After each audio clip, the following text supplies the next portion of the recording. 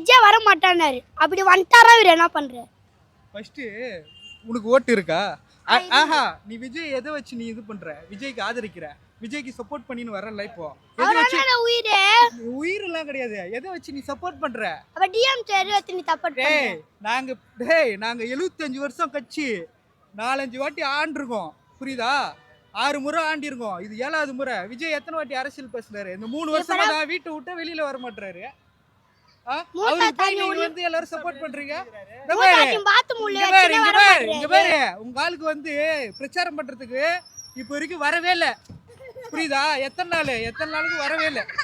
12 நாள் பிரச்சாரம். அதுதான் உங்களை மாரி ஆளுங்க தான். அதாவது வந்து ஆனா இந்த மாதிரி ஓட்டு இல்லாத பசங்க இந்த மாதிரி சின்ன சின்ன பசங்க மட்டும் தான் டிவிக்கே வரும்ன்றாங்க. மற்றபடி இந்த மகளிர்லாம் இருக்காங்க, அவங்கள யாரும் சொல்ல மாட்டாங்க. இதோ அவனுக்கு என்ன வயசாகுது, படத்துல நடிக்கிறதால அதை பார்த்துட்டு வந்து விஜய் தான் எங்க போனாலும் வந்துடுறானுங்க. இவ்வளவு பசங்க. ஆஸ்திரேலியாவுக்கு போயிட போறாரு அவரு. இந்த எலெக்ஷன்ல தோத்ததுக்கு அப்புறம் அவர் ஆஸ்திரேலியாவுக்கு போயிடுவாரு. அப்புறம் பாருங்க நீங்க. வணக்கம்ண்ணா. எலெக்ஷன் முடிஞ்சிருச்சு, 4ஆம் தேதி ரிசல்ட். உங்க கருத்துப்படி யார் சிஎம் ஆவாங்க? எங்க தமிழ்நாட்டு தளபதி முதலமைச்சர் ஸ்டாலின் தான் மறுபடியும் ஜெயிப்பார்னா. எதை வச்சு சொல்றேன்னா, மக்களுக்கு உரிமை தொகையை கொடுத்துருக்காரு. கலைஞர் உரிமை தொகை 2000 ரூபாய், இலவச பஸ்ஸு, அதுமாரி நிறைய திட்டம். இப்போ கூட டீலிமிட்டேஷன் வந்தது. அது இந்த இந்தியாவிலே வந்து தமிழ்நாட்டு முதல்வர் மட்டும்தான் முத அந்த இதுவே எதிர்த்தாரு, டீலிமிட்டேஷனை. அதெல்லாம் இல்லை. நம்ம சவுத் சைடு இருக்கிற யாருமே நம்மளால வந்து இது பண்ண முடியாதுல்ல, அங்கே பார்லிமெண்ட்ல வந்து குரல் எழுப்ப முடியாதுல்ல. அதுதான். வேற என்ன நன்மைனா, இன்னைக்கு சென்னையில் வந்து இந்த மாதிரி கட்டமைப்பு அதிமுக ஆட்சியில் கிடையாது. அவங்களும் 10 வருஷம் இருந்தாங்க. இந்த மாரி பண்ணிருக்காங்க கிடையாது. சென்னை மற்ற எல்லா மாவட்டமே வந்து இன்னைக்கு வந்து ஒரு வளர்ச்சி அடைந்திருக்குன்னா இப்போ இவர் முத்துவேல் கருணாநிதி ஸ்டாலின் அவர் வந்ததுனால தான் ஆச்சு. என்ன வளர்ச்சி அடைஞ்சிருக்குன்னா புரியல. பஸ் ஸ்டாண்டு, இது மண்டபம், சமுதாய கூடம் எல்லாமே நிறைய பண்ணிருக்காரு. எந்த வகையில் நன்மை தரும்னா, நாங்க நன்மையா தானே இருக்கோம். இப்போ இங்க இருந்து நீங்க இந்த நம்ம பைபாஸ் இருக்குல்லண்ணா, அது வரைக்கும் நாங்க பூந்தமல்லி தொகுதி, நான் அங்கிருந்து வந்தேன், ஃப்ரீயா வந்தேன். கிளாம்பாக்கத்துல எடுத்து போடலைன்னா இங்க எவ்வளவு டிராபிக்கா இருக்கும். இந்த இடத்துல வண்டியே போக முடியாது. அதுதான் இங்க டிராபிக் ஆகுது. இப்ப எங்க ஆகுது? இப்ப அந்த அளவுக்கு கிடையாது. இப்ப அந்த அளவுக்குலாம் கிடையாது. ஆமா, ஒரு நாள் கழிச்சு வந்தாங்க. ஆனா இங்க வந்து சென்னையில வந்து அங்க வச்சதுதானா கரெக்ட். தென் மாவட்டத்து சைடு போகுதுல வண்டிங்க, அது அந்த இடத்துல தான் கரெக்ட். இந்த இடம் வந்து கரெக்ட் இல்ல, சரியில்லை இந்த இடம். விஜய் அவர்கள் வந்திருக்காரு, அவர் ஜெயிப்பார்னு சொல்றாங்க, அதை எப்படி பாக்குறீங்க?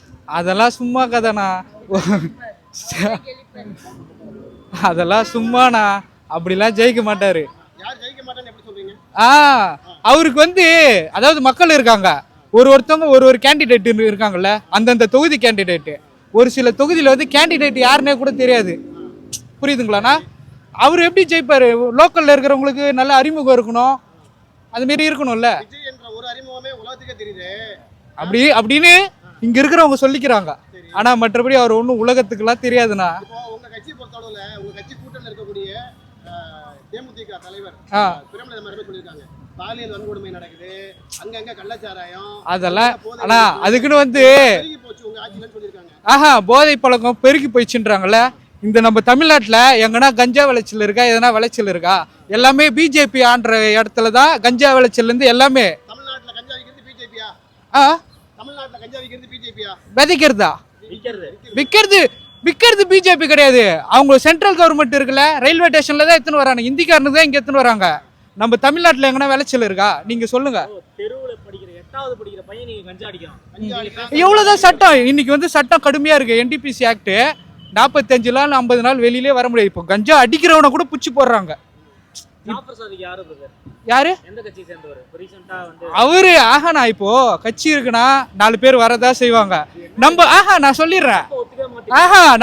கட்சினா இப்போ நீங்க தமிழ்நாட்டுல எல்லா கட்சியுமே வச்சு பேசுவோம். பிஜேபி பேசுவோம், காங்கிரஸ் பேசுவோம், இவன் விஜய் அவரது பேசுவோம். எந்த கட்சியிலுமே வந்து குற்றவாளியே கிடையாதா? எல்லா கட்சியிலும் இருக்காங்களே. நம்ம ஒரு கட்சியில சேர்க்கறாங்க, உள்ள போய் பார்க்க முடியுமா? அவங்களோட பர்சனலை போய் நாங்க பார்க்க முடியுமா? கிடையாதுல்ல.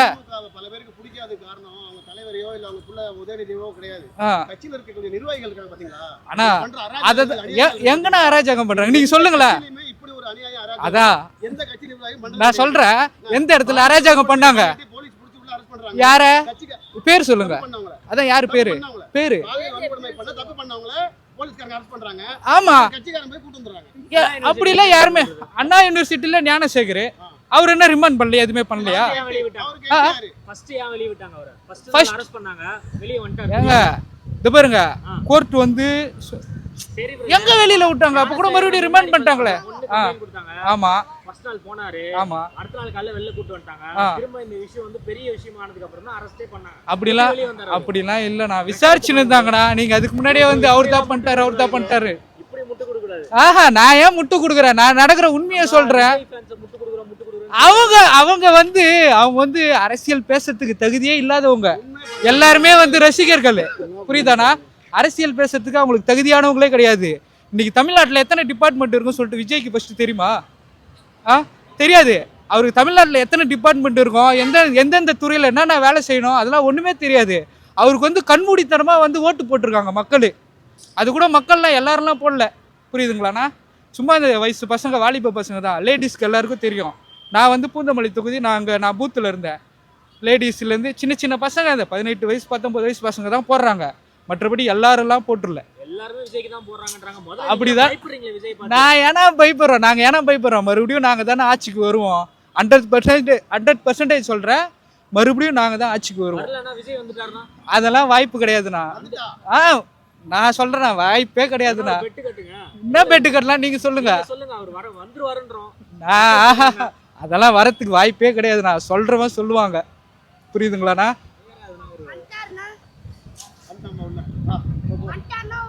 டேய் தம்பி, நீ போ. உள்ள போடா. நோ வேணாண்ணா, சின்ன பையெல்லாம் வேணாண்ணா. இல்ல bro, அவர் பேசுறாருல. அவனுக்கு தனியா வேணாம். அவர் விஜய் வர மாட்டான்றாரு. விஜய் வர மாட்டானாரு. அப்படி வந்துட்டாரா இவர் என்ன பண்ற? ஃபர்ஸ்ட் உனக்கு ஓட்டு இருக்கா? நீ விஜய் எதை வச்சு நீ இது பண்ற? விஜய்க்கு ஆதரிக்கிற, விஜய்க்கு சப்போர்ட் பண்ணின்னு வரல. இப்போ உயிர் எல்லாம் கிடையாது. எதை வச்சு நீ சப்போர்ட் பண்ற? அப்ப டிஎம்கே நீ சப்போர்ட் பண்ற? நாங்க 75 வருஷம் கட்சி 4-5 வாட்டி ஆண்டிருக்கோம், புரியுதா? 6 முறை ஆண்டி இருக்கோம். இது 7வது முறை. விஜய் எத்தனை வாட்டி அரசியல் பேசுறாரு? இந்த 3 வருஷமா தான் வீட்டை விட்டு வெளியில வர மாட்டாரு. அவருக்கு வந்து எல்லாரும் சப்போர்ட் பண்றீங்க. இங்க பாரு, உங்க ஆளுக்கு வந்து பிரச்சாரம் பண்றதுக்கு இப்ப வரைக்கும் வரவே இல்ல, புரியுதா? எத்தனை நாளுக்கு வரவே இல்ல. 12 நாள்ல நம்ம தான் பிரச்சாரம். அதுதான் உங்களை மாரி ஆளுங்க தான். அதாவது வந்து ஆனா இந்த மாதிரி ஓட்டு இல்லாத பசங்க, இந்த மாதிரி சின்ன பசங்க மட்டும் தான் டிவிக்கே வரும்ன்றாங்க. மற்றபடி இந்த மகளிர்லாம் இருக்காங்க, அவங்கள யாரும் சொல்ல மாட்டாங்க. இதோ அவனுக்கு என்ன வயசாகுது, படத்துல நடிக்கிறதால அதை பார்த்துட்டு வந்து விஜய் தான் எங்க போனாலும் வந்துடுறானுங்க. இவ்வளவு பசங்க.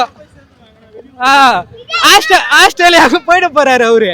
இந்த எலெக்ஷன்ல தோத்ததுக்கு அப்புறம் அவர் ஆஸ்திரேலியாவுக்கு போயிடுவாரு. அப்புறம் பாருங்க நீங்க.